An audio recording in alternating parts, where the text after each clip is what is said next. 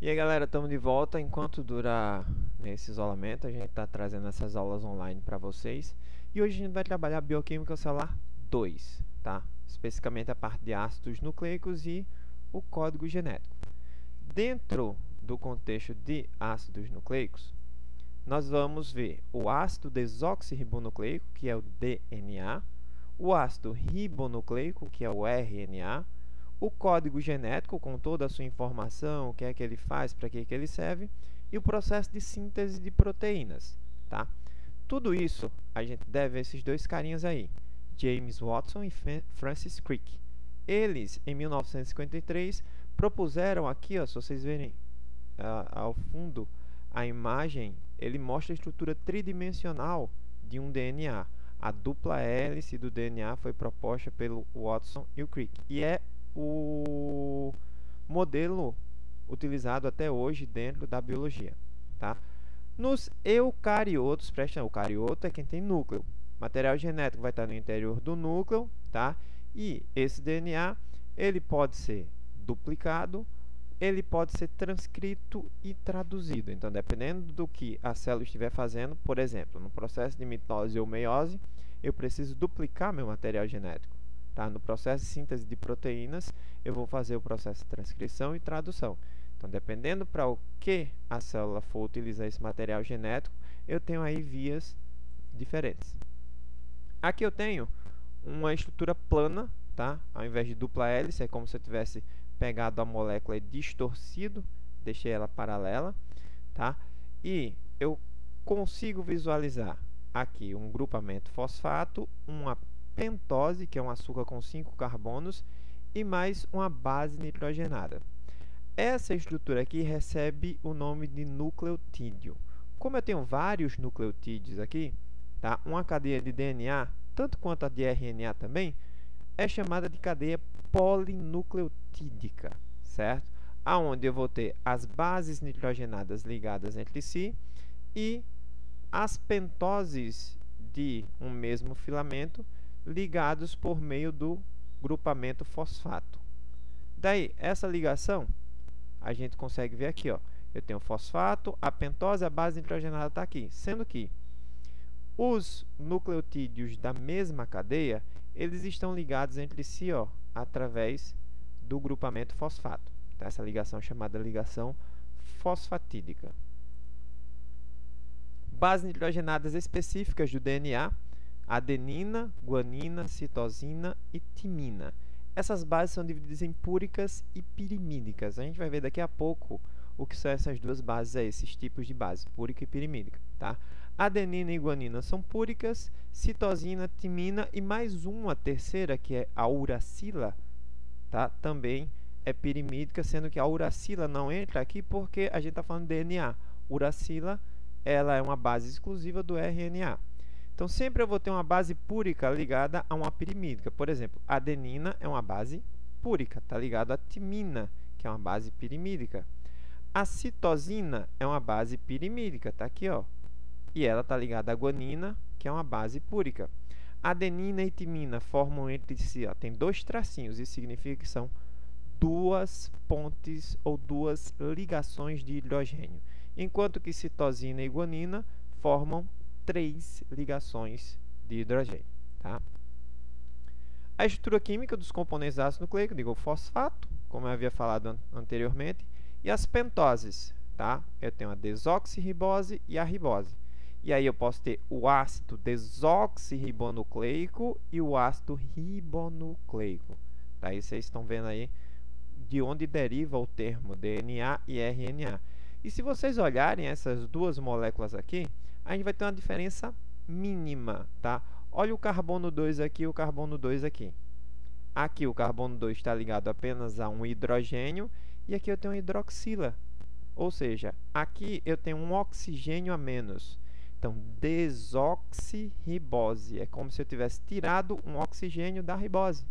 Então, basicamente, a diferença entre o açúcar do DNA e o açúcar do RNA é um oxigênio apenas.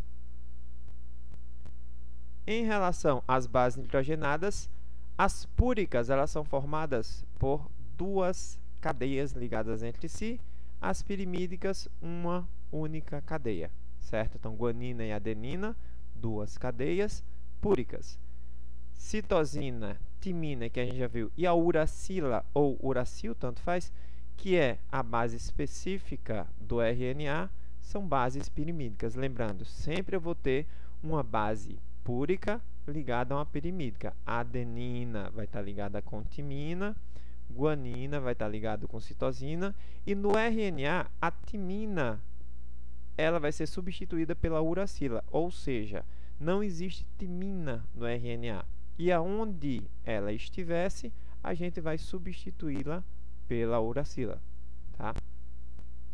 O nucleotídeo como um todo, formado por a minha base nitrogenada, no caso aqui eu tenho uma base púrica, aqui eu tenho a pentose, sem o oxigênio, isso quer dizer que é uma desoxirribose, tá? E o grupamento fosfato. Então, essa estrutura aqui forma um nucleotídeo. O DNA ele é formado por uma cadeia de várias dessas estruturas ligadas entre si. E aí, essa cadeia recebe o nome de cadeia polinucleotídica, certo? Em relação à estrutura tridimensional do DNA, a mais comum da gente encontrar é essa, a forma tridimensional espiralizada, que é aquele modelo do Watson e Crick. Mas, para ficar fácil da gente trabalhar, a gente coloca a estrutura plana, ou seja, uma fita ao lado da outra. A gente chama de fitas paralelas. Tá? Então, vou colocar uma ao lado da outra. A diferença aqui é só na forma estrutural, na forma tridimensional. A sequência das bases nitrogenadas, as ligações, tudo vai estar igualzinho entre essas duas moléculas. Apenas a forma de representar que eu mudei para que fique mais fácil de se compreender, tá, o processo de encadeamento nessa molécula. Então, tá aqui, ó, a molécula, a extremidade 5' a extremidade 3'. Preste atenção nisso aqui, 5', 3', que a gente daqui a pouco vai falar no que seria isso aí, em que isso interfere nos processos tanto de duplicação do material genético, tanto de transcrição do material genético. Então, ó, eu tenho aqui as bases nitrogenadas, ó, timina, um Tzinho, a adenina, ligado por duas ligações de hidrogênio. Eu tenho aqui C, citosina, G, guanina, ligada por 3 ligações de hidrogênio, e assim sucessivamente. Então, eu posso ter essa molécula nessa estrutura tridimensional aqui, ou eu posso colocá-la de maneira paralela, tá? Que a gente chama de modelo plano, que aí acaba ficando mais fácil da gente poder trabalhar essas moléculas num contexto mais didático. Então, tá aqui, ó, timina ligada à adenina, duas ligações de hidrogênio, tá? Citosina ligada com a guanina, 3 ligações de hidrogênio. Nesse caso aqui, eu tenho 5', 3', posição dessa fita, 5', 3', posição dessa fita. Uma delas é chamada de fita contínua, outra é chamada de fita descontínua. Lá na frente a gente vai dizer direitinho o que isso significa, tá? Duplicação e transcrição, bem como a tradução. Então, aqui eu tenho um DNA. Esse DNA, se duplicado, ele vai dar origem a outro DNA igualzinho a ele, tá? Mas, em sendo transcrito, ele vai dar origem a um RNA. Então, a transcrição de um DNA dá origem a um RNA, e esse RNA ele pode entrar num processo de tradução e, a partir daí, gerar proteínas. Então, o processo de síntese proteica ele consiste na transcrição e tradução do DNA, tá?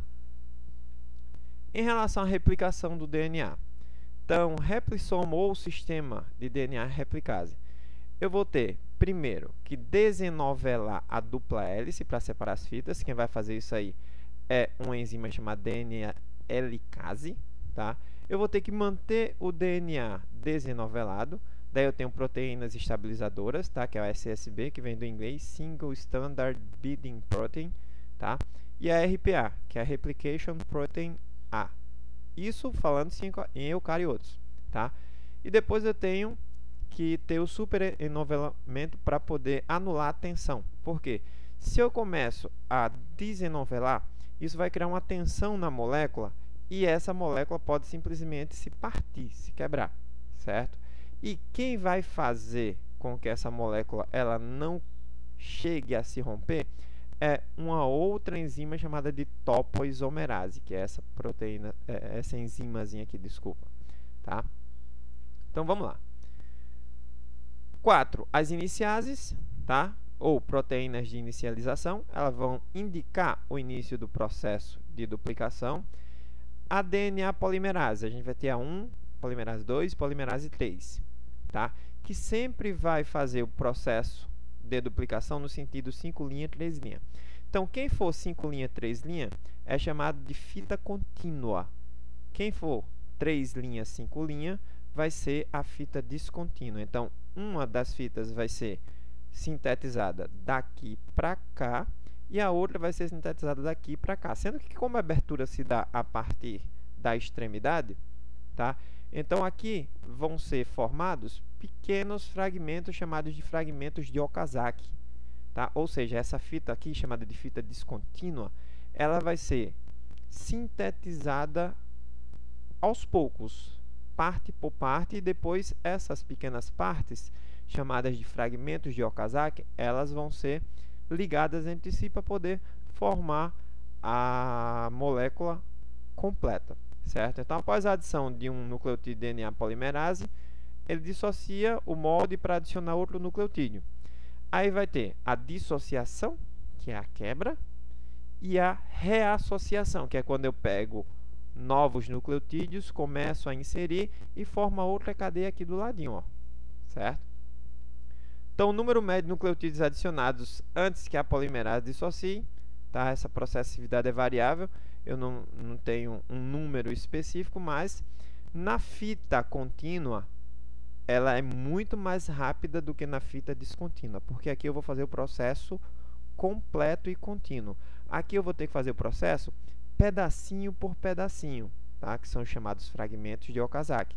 E aí depois eu vou ter que juntar todos esses fragmentos. Então, essa fita aqui, ela em algumas literaturas vocês até podem achar o nome de fita retardada, porque ela tem um processo de produção mais lento, mais retardado em relação a tempo, certo?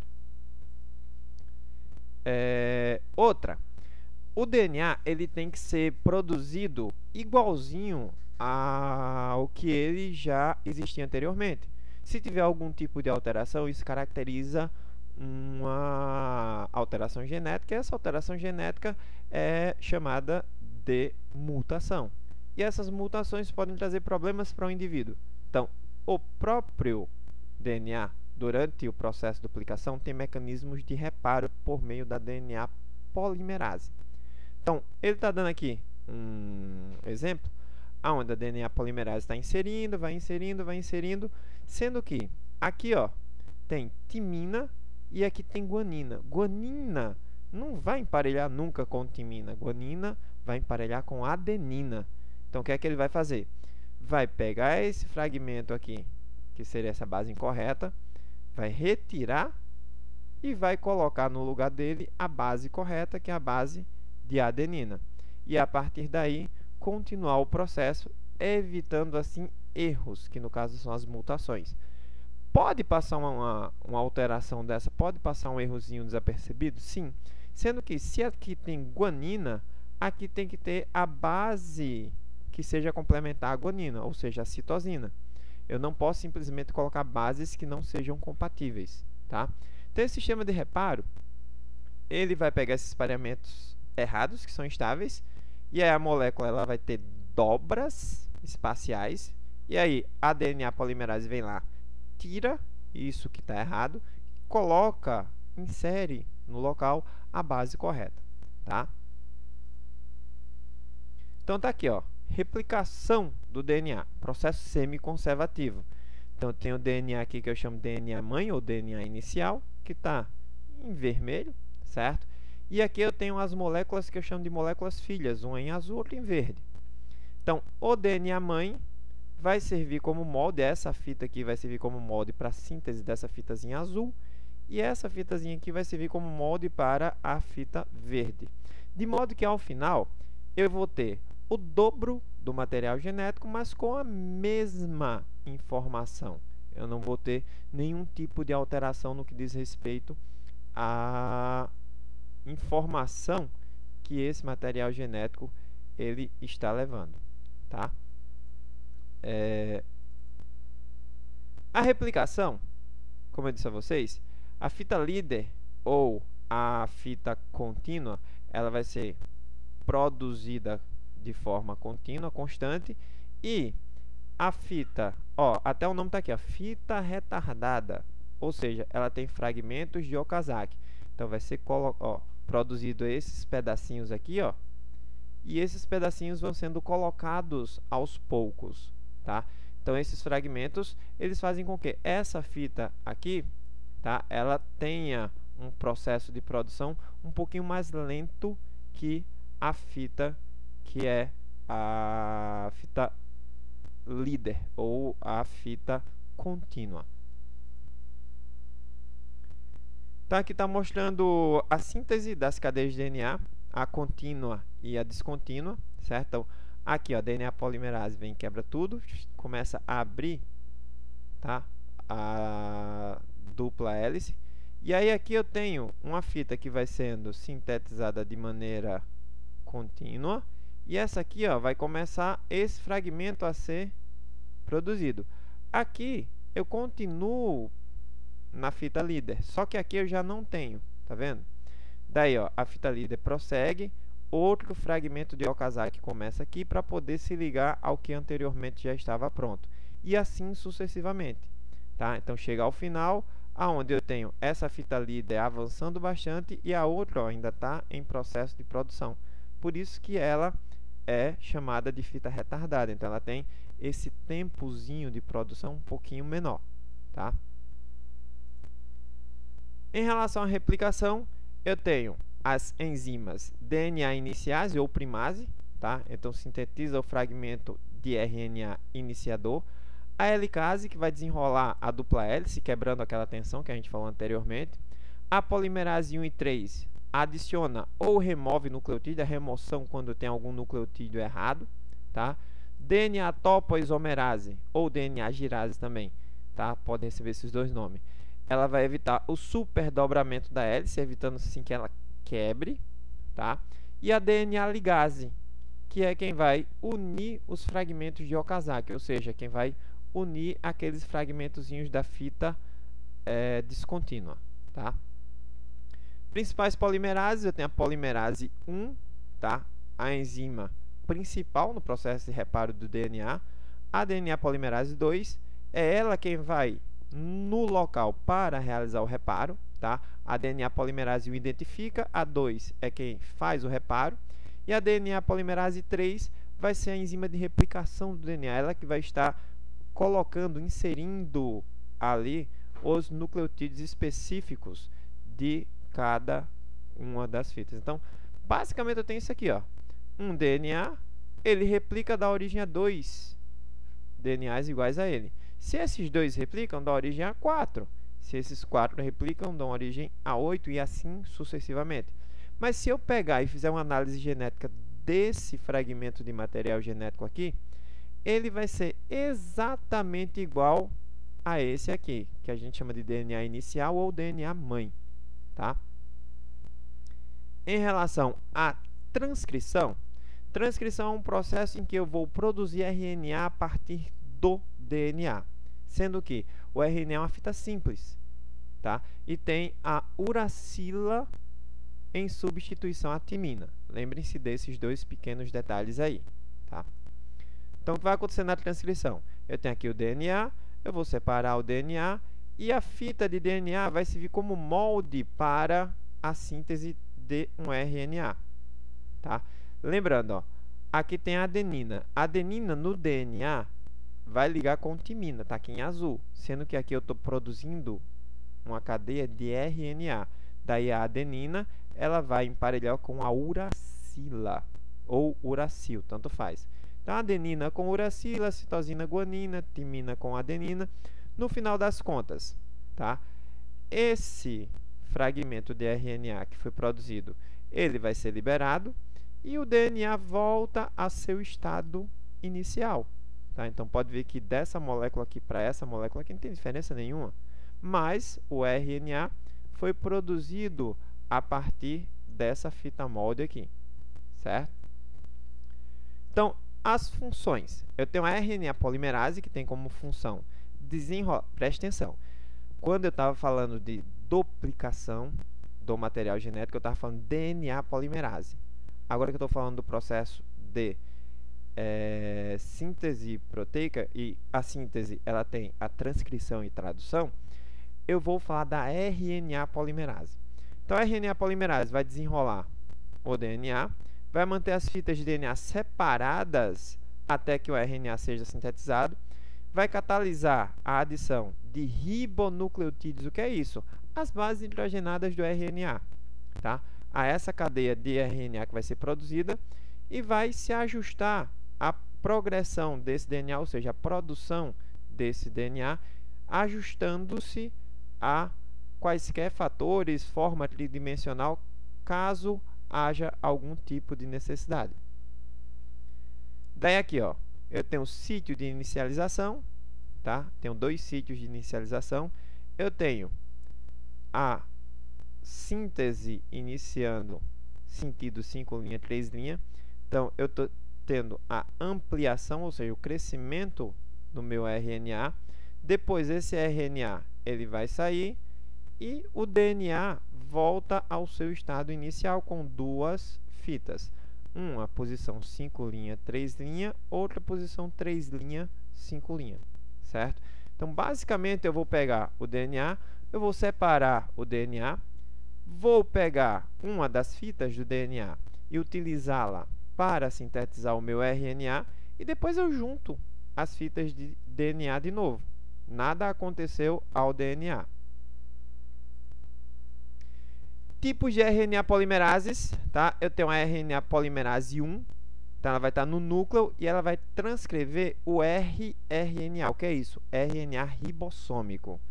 Eu tenho a RNA polimerase 2, ela vai estar no nucleoplasma, ou seja, ela vai estar solta dentro do núcleo com função de transcrever o mRNA. mRNA é o RNA mensageiro, tá? Eu tenho a RNA polimerase 3, também está no nucleoplasma e tem a função de transcrever o tRNA, que é o RNA transportador. Então, o RNA ribossômico, como o próprio nome diz, vai estar associado ao ribossomo. O RNA mensageiro é quem vai levar a informação genética do núcleo até o citoplasma, aonde essa informação vai ser traduzida pelos ribossomos. E o RNA-T, ou RNA transportador, é quem vai transportar os aminoácidos para a síntese da cadeia proteica. O splicing, tá, tem como definição processo em que são removidos os introns do RNA mensageiro, tornando ele um RNA maduro. Por quê? Nem tudo aquilo que é transcrito na molécula de DNA vai ser necessário. E aí eu tenho esses introns. E aí, para você lembrar, é só você lembrar de intrometido. Se ele está intrometido, ele não é necessário ali. Então, o que é que eu tenho que fazer?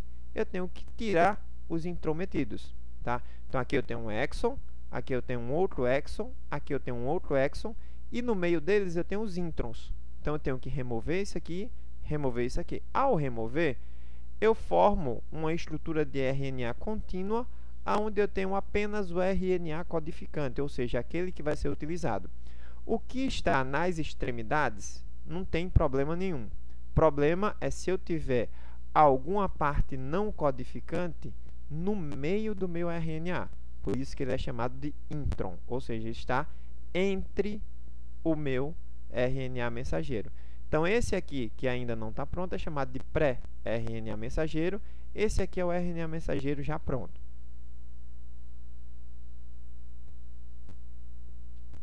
E aí, eu tenho o RNA transportador ou de transferência. Aqui tem ARN porque é ácido ribonucleico, tá? Que também recebe o nome de RNA, que vem do inglês Ribonucleic Acid, tá? Então a gente pode utilizar o termo ARN ou RNA, tanto faz. RNA transportador, ele é chamado de anticódon e, como o próprio nome sugere, é ele quem transporta os aminoácidos dentro do citoplasma para poder inseri-los na cadeia de proteína. Então, é ele quem vai realmente fazer o processo de transporte dos aminoácidos. O RNA ribossômico, ARN, então ácido ribonucleico ou RNA, tanto faz, ele vai ser responsável, junto com o nucleolo, pela síntese de ribossomos, ou seja, eu vou produzir os ribossomos. E para quem lembra lá da parte de citoplasma e organelas, a gente viu que o ribossomo tem como finalidade a síntese de proteína, certo? Então, posso ver aqui uma sequência, deixa eu só dar uma sequência que não tem trema e nem tem, enfim, altamente repetitivo. Então, você vai achar muito assim, A, G, G, C, C, C, certo? U, então é muito repetitivo, então tem várias sequências repetitivas. E a cada 3 bases nitrogenadas num RNA mensageiro, eu vou ter nesse RNA mensageiro um chamado códon, que é justamente essa trincazinha aqui, ó, que eu tenho U, G, A, G, G, U, C. O que é que vai acontecer? Cada estrutura dessa aqui, certo? É um códon. Cada códon ele é formado por 3 bases nitrogenadas. Cada códon ele vai estar ligado a um anticódon. O códon ele vai estar no RNA mensageiro, o anticódon no RNA transportador. E aí eu vou ter, a partir da sinalização do códon, um aminoácido que vai ser inserido na minha cadeia. Se vocês forem aí no material de vocês, especificamente na página 522, vocês vão ter uma tabela com os 64 códons possíveis. Professor, eu preciso decorar esses códons? Não, tá? Você precisa saber utilizar essa tabela. Então, deem uma olhada nessa tabela e vejam como é que funciona essa determinação dos aminoácidos, tá? O polirribossomo ou polissomo são vários ribossomos que vão atuar simultaneamente no RNA mensageiro, certo? E vão produzir a cadeia de proteína. Então, se vocês observarem aqui, a proteína está iniciando, já está alongando, alongando, alongando, no final ela é liberada, então está completa. Esse ribossomo, ele volta para o início e vai fazer todo esse processo de novo. Isso faz com que eu otimize o meu processo de síntese de proteína. Eu posso produzir mais proteínas em um tempo mais curto. Então, a síntese vai se dar praticamente dessa maneira aqui, ó. Aqui eu tenho o ribossomo, ele a cada 3 bases nitrogenadas, ele vai produzir um aminoácido que vai ser incorporado na cadeia, e aí vai haver a formação da cadeia proteica. Então, à medida que o ribossomo vai avançando nessa cadeia de RNA mensageiro, eu vou tendo o aumento na quantidade de aminoácidos que são ligados aqui. Isso quer dizer que eu estou tendo alongamento da minha cadeia proteica, que é basicamente isso aqui que está acontecendo, ó. Então, aqui na figura A, você não vê a proteína ainda, aqui ela está iniciando, aqui ela começa a alongar, alongar, no final eu tenho a separação das subunidades do ribossomo e a liberação da molécula proteica já prontinha, certo? Então, a síntese de proteína é simples demais, ó. 3 bases nitrogenadas, eu tenho um códon, cada códon sinaliza um aminoácido. Aqui eu tenho mais 3, ó, um novo códon que está sendo inserido. Então, aqui ó, eu já tenho aquele códon quadradinho, que já foi inserido aqui, e esse em losango, que vai ser o códon específico dessa trinca aqui, ele vai trazer esse losangozinho. Daí, quando o meu ribossomo prosseguir, esse aminoácido já vai ser jogado dentro dessa cadeia aqui. Então, ele vai ser ligado, e aí eu tenho um alongamento da minha cadeia, tá? Então, basicamente aqui, ó, síntese de proteína. Início, alongamento, liberação. Não tem bicho de 7 cabeças. Correspondência entre as unidades de DNA e RNA. Então, adenina com uracila, certo? Lembrem-se, aqui eu tenho a fita de DNA que vai ser utilizada para a síntese da fita de RNA. Tá? Então, aonde tiver adenina, se fosse DNA, seria timina, mas aqui é uma sequência de RNA, então eu coloco uracila. Citosina vai ser com guanina, guanina com citosina. A única diferença vai ser isso aí. E quando tiver timina, aqui vai ter adenina também. Então, cada 3 bases nitrogenadas, um códon, cada códon, um aminoácido. Então, se eu tenho 3, 6, 9, 12 bases nitrogenadas. Se eu dividi-las de 3 em 3, eu tenho 4 códons. Cada códon sinaliza um aminoácido. Eu tenho 4 aminoácidos aqui, certo? Em relação a vitaminas e avitaminoses, o que é que eu quero que vocês façam em casa? E aí, já para finalizar. Então, você vai fazer igualzinho aquela tabelinha de sais minerais que a gente fez lá quando eu estava vendo Bioquímica Celular 1. Você vai pegar a vitamina, fonte, função e a deficiência. Então, você vai colocar aqui quais são as vitaminas, você vai elencar no mínimo 15.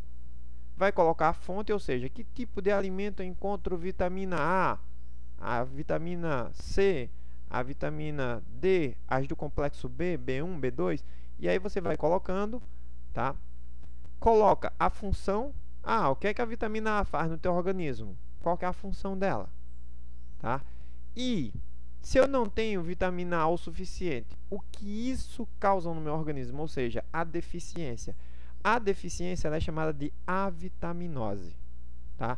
Então, vocês façam aí no caderninho de vocês, que isso posteriormente vai servir de consulta, tá? Então, eu aconselho que vocês façam. Outra coisinha.